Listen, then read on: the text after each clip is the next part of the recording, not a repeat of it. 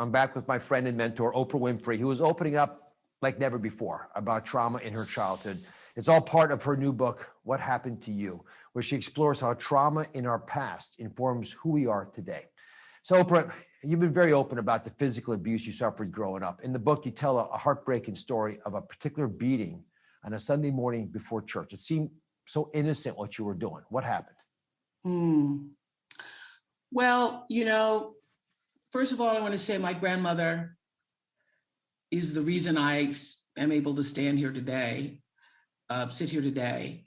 She did the best she could. She was a maid, was a domestic worker her entire life, and never would not have imagined in this lifetime the life that I now am able to live. But like so many parents of that era, caregivers of that area, particularly in the Black community, corporal punishment, whipping your kids, beating your kids was just common.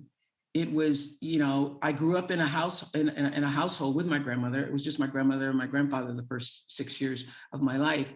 And I grew up under the auspices of children are seen and not heard.